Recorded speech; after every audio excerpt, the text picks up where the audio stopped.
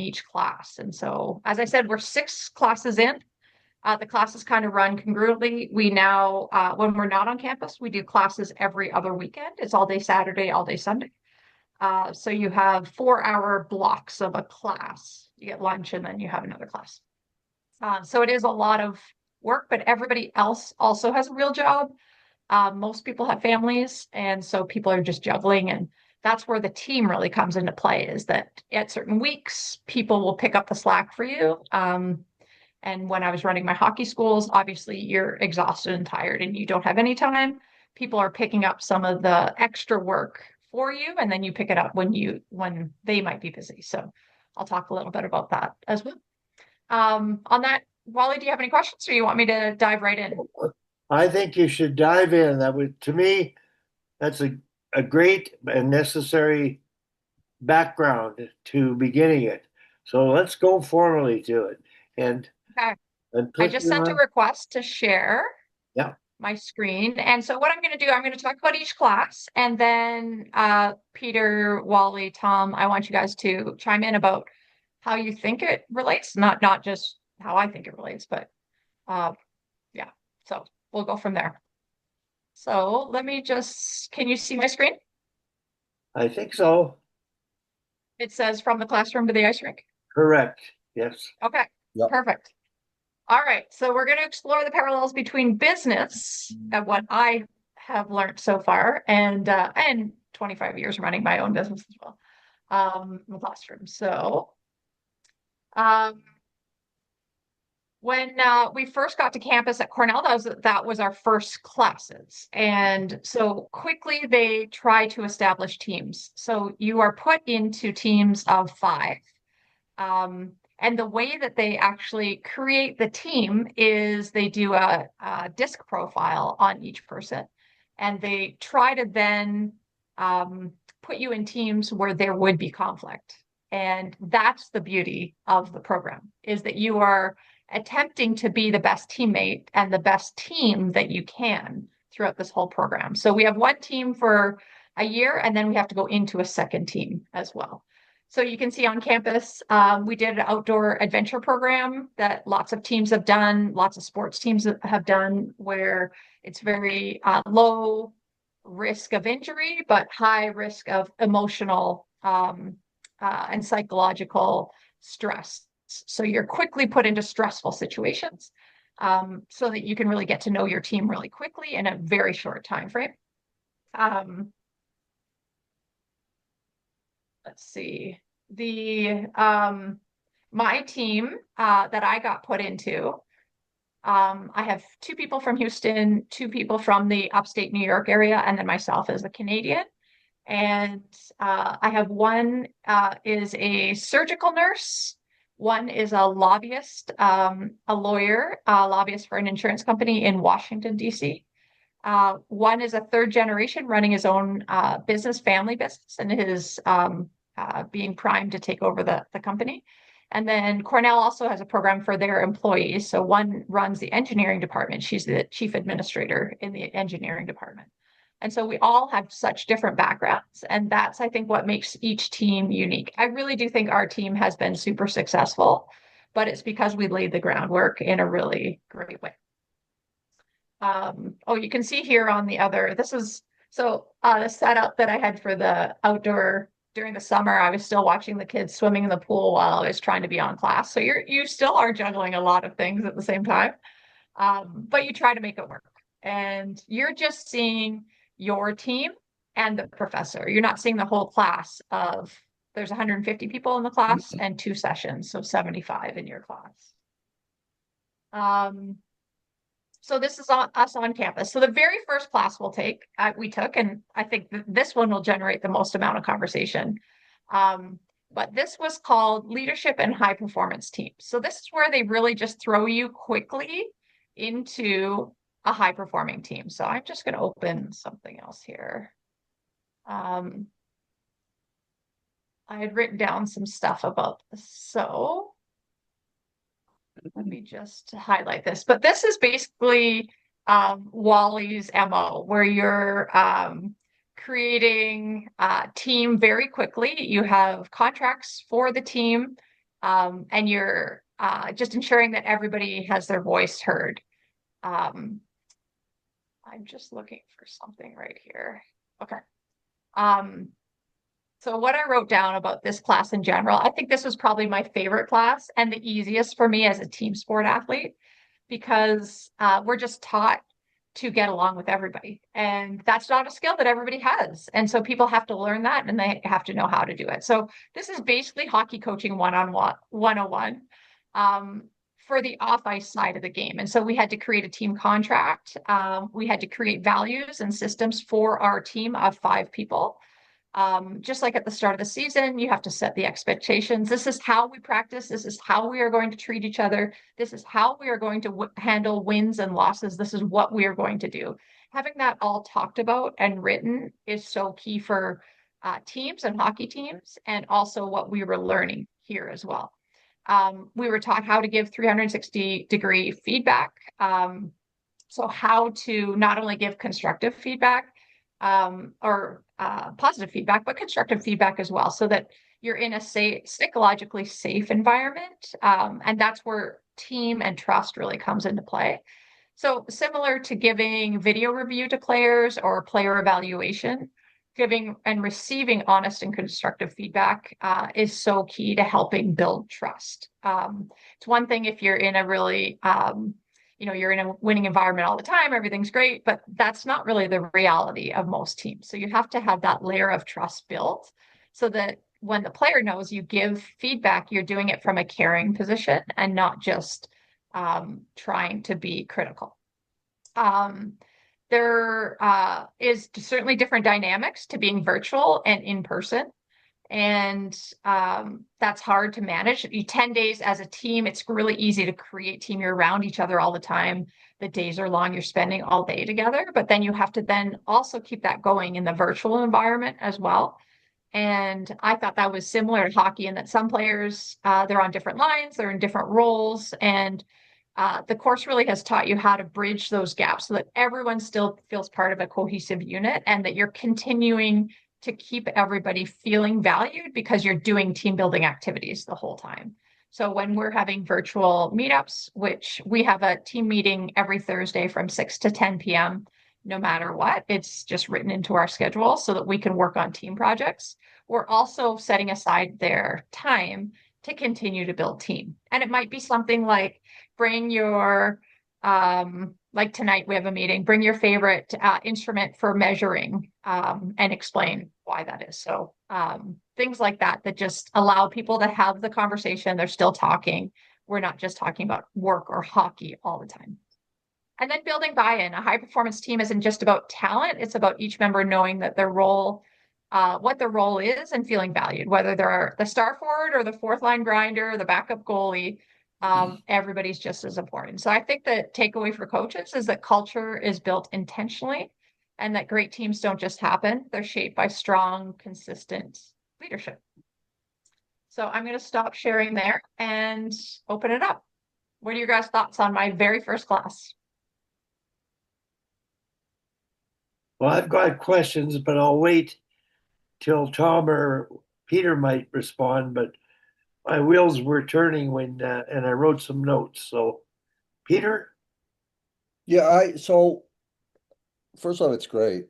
Um, I'm jealous with your ability to manipulate technology because with me, a chalkboard and piece of chalk is still technology as far as I'm concerned. But seriously, so when we bring up culture, this is always a question, and I don't think it's ever too early to begin to develop culture. And that was one of the things when I was working with a youth organization that, and maybe it was me, I'm more than happy to take certainly some measure of responsibility, trying to get that point across to coaches, even at the youngest level, even at the mite level. I mean, culture starts with you're not whacking the kid in line in front of you with your stick. When coach is talking to you, you're listening and you're paying attention. But it always seems, from what I've seen so far, is that comes as things happen, as opposed to knowing that those things are going to happen, and something like what you're doing, right, of course, at the adult level, but setting the tone early about talking to the kids about how we behave, how we act towards each other and teammates, and explain to them, you can use the big word culture, that's what culture is. But that's lacking. So I guess the question is there a point where it just doesn't resonate, or is that on the individual to see that it does resonate? What do you think? I mean, I think that's a great question, and that's where it is a continuous effort. And I think, I mean, you guys do this already because you guys are great coaches, and it is it doesn't end with. I think that's the biggest takeaway for me is it doesn't end with that training camp at the start of the season. It ends when the team ends. It is an ongoing process of developing that culture and making sure that you're mimicking the right values, and ensuring that you are in a safe environment where you can also keep reinforcing positive values. You know, if a kid keeps whacking somebody with their stick, you know, you can only tell them so many times, but you got to keep doing that's your role as a coach, you know, to make that kid a better person and to really get through to them in various different ways. And, you know, obviously I don't have all the answers for it, but I think that was the biggest thing was that it's just an ongoing process to keep that going and making sure that everybody feels valued because yeah, they're coming at it from such different ways. But yeah, I do feel like a lot of the onus is on the coach to make sure. And you said at one point too, you know, I'm dealing with adults. I think that's where it's lost a lot in business is they don't do this. And this was so weird to me that this was so new for a lot of people, like that they didn't know these simple basic etiquettes. Our first couple meetings, we had some of the personalities that are like CEOs and like leaders, natural born leaders coming into the meeting and they just were like leading the meeting right away. You know, they're the leaders.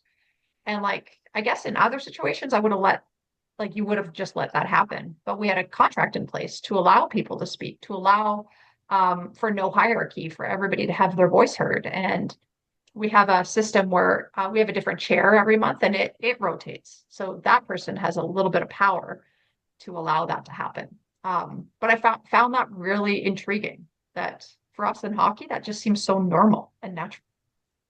Yeah, Anyways, Yeah, great question. yeah. can And you I, hear I just me? I just feel like there's a little bit of the horse is out of the barn. Now we better close the door instead of heading it off to begin with and setting the parameters and expectations early on.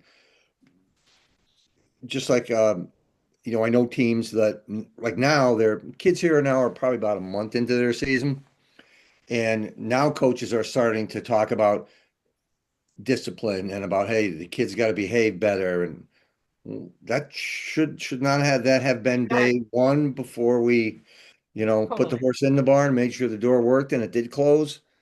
You know what I'm saying? I just found that simplistic yet interesting that it's taking this long to do something. Yeah, you're Excuse so me, right. can you hear me? Yeah, go ahead, Tom. Okay, because I have no video on here. My name isn't on my screen anymore, so I wasn't Yeah, even sure we if I can was see your connected. black screen, so you're Yeah. good. Tom, turn your light out in the room. That's why. Huh? Turn the light out in the room. Maybe the light's off. It's dark. Yeah, I could. Yeah, I just this is really important for me right now because the start of a season. We have this draft, so I had 7 returning players, but the draft I only got like 2 of them back, or 3 of them back. So it's totally different players, totally different parents. We had just a fantastic group of parents last year. And we have our first tournament this weekend. We play 4 or 5 games, and then we go to Kelowna in a couple of weeks. So managing the assistant coaches, I have 5 former players helping me coach. My son, and then goalie coach that played for me at Saint, and then 3 former players from U18. And then I think her name is Marlene, the goalie coach. She should be playing that pro league this year. She'll Was be no, here tonight. Hmm? Frenchman. Marlene Boissonneau, I think is her name. Yeah, yeah. Yeah, He'll that's be there fun. tonight for 30 minutes. I have to Oh, awesome. get a plan to practice that work with the goalies, and I got goalies that need a lot of work. This year, the goalies don't seem as good as other years.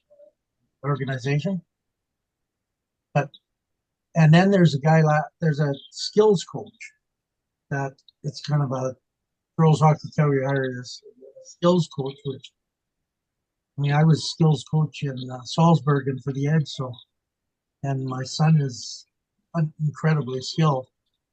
Well, anyway, we got to work him in somehow for a couple of practices, and so it's all a challenge. Like who are the leaders, who are everything, and there's a huge difference. I have 11 first year players, and about 7 of them are tiny. And then my returning players, they look like a pro team the other day, like snapping the puck around, made about 8 passes and scored a goal on the power play. And they totally dominate when they're on the ice, and then most of the other players, and it's not even close to that. So meshing all that together is a challenge. And what you're saying, that giving everybody value and this sort of thing is. It sounds like Peter's Puerto Rico team. Yeah. So, but that's kind of the challenge at the start of every season.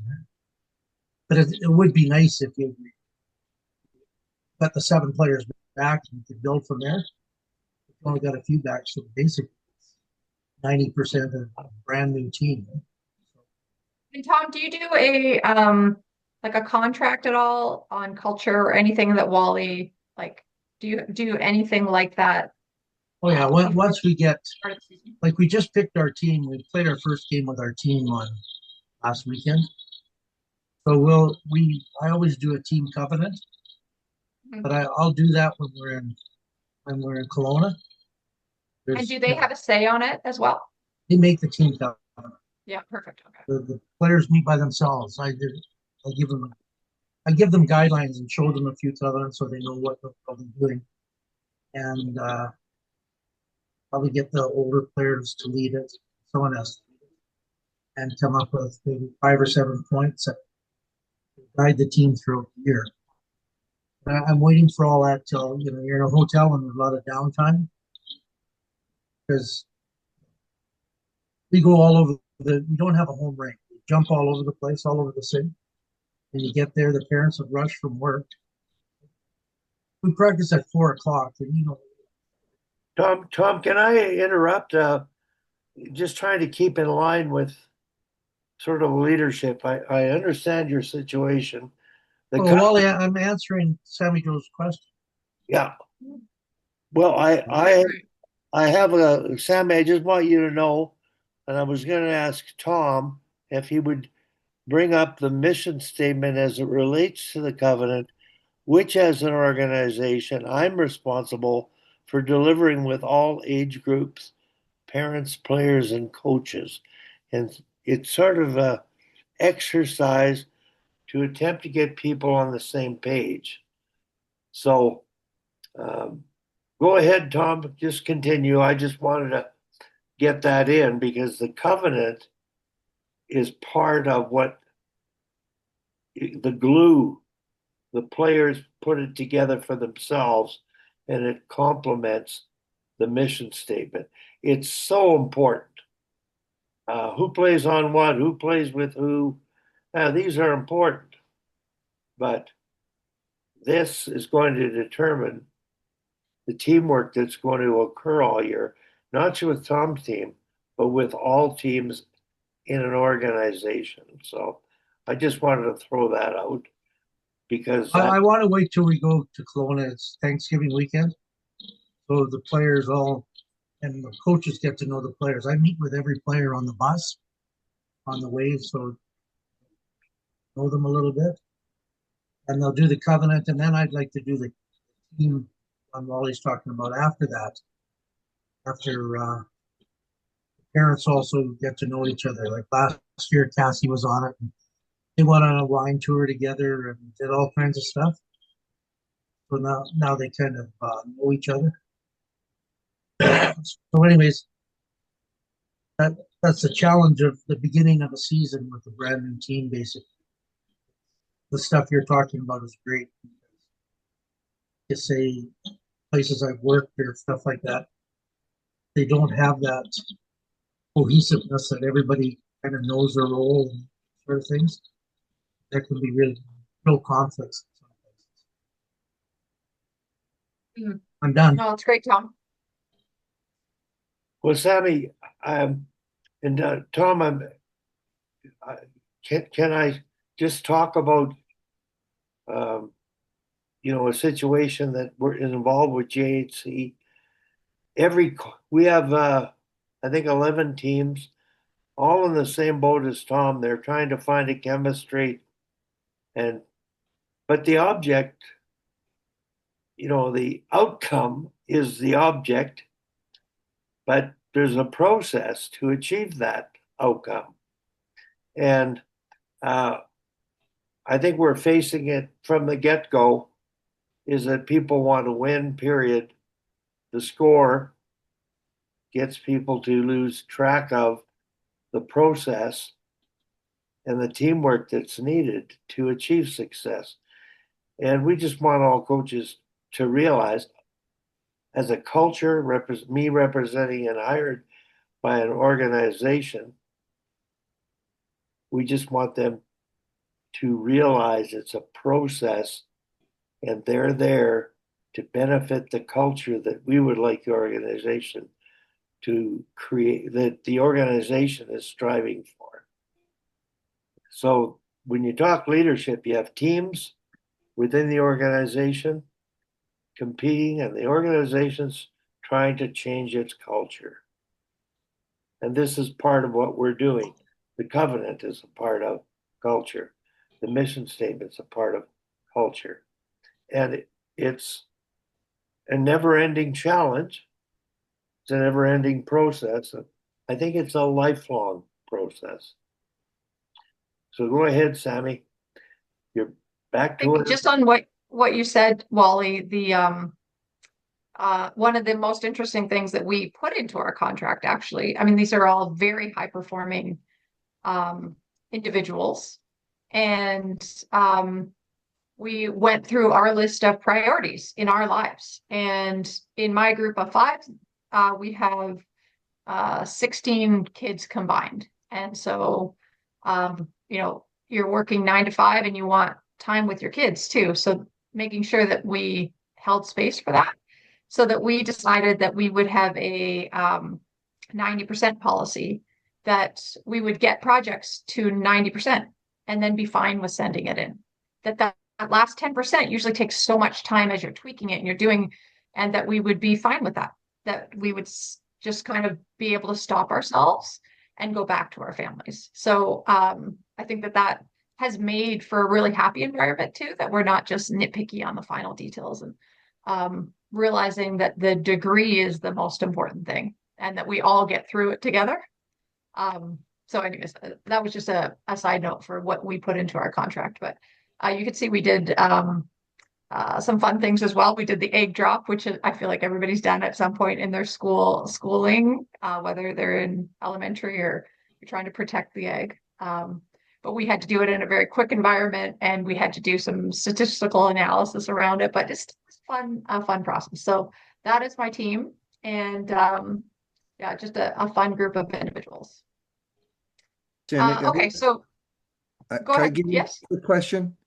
Yeah. Wally talked about with teams the importance of knowing your role.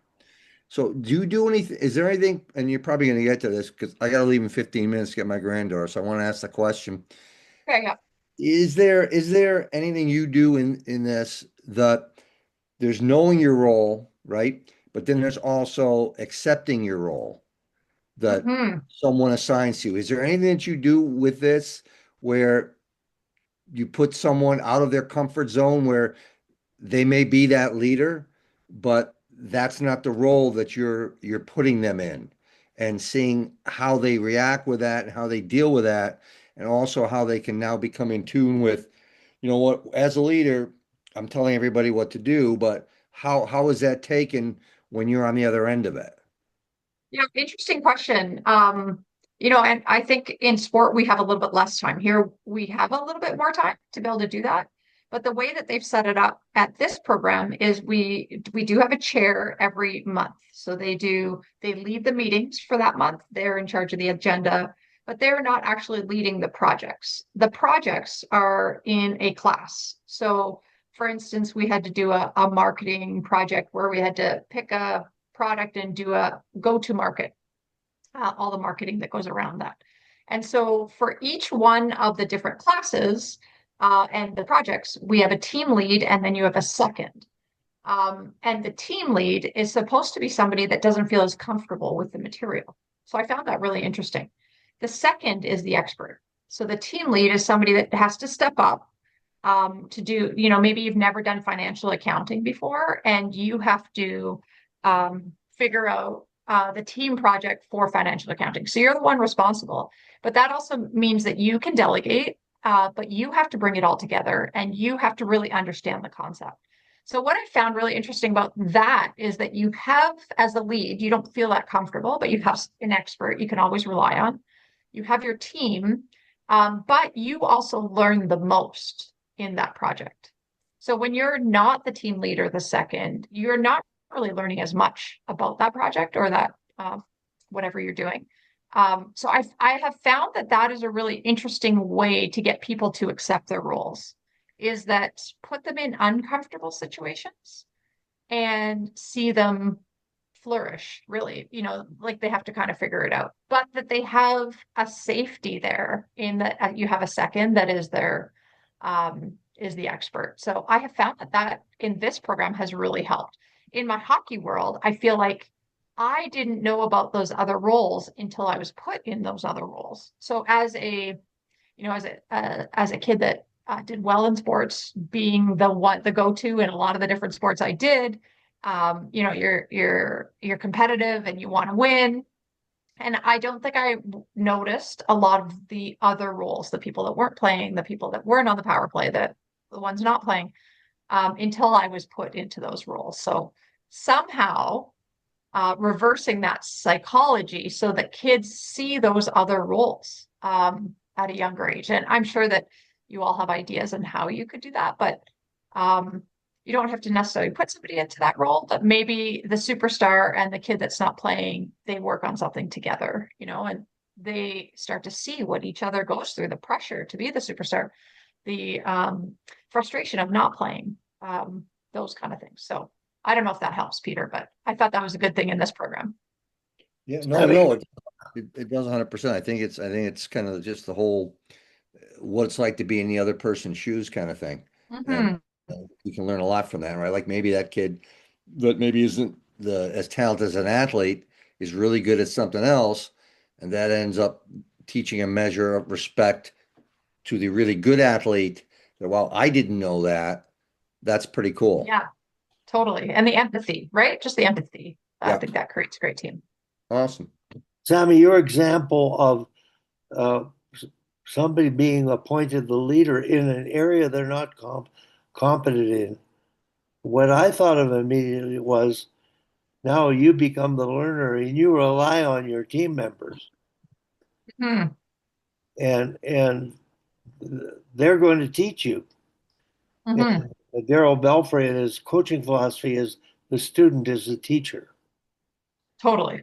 Yep. And in this case, you may be the leader, but when you're thrust into something, the people around you have their areas of expertise. And when you're put in that role of that you're not competent in, you depend on them. Hmm. I think that's the biggest lesson of all of being out of your comfort zone in a leadership role and really asking questions and seeking help. And that's not always easy for high performers, right? So I think that's been a real key learning point. Yeah. Okay, Sam. Okay, on to the next class. So the next class was called Role of the General Manager, which I thought was going to be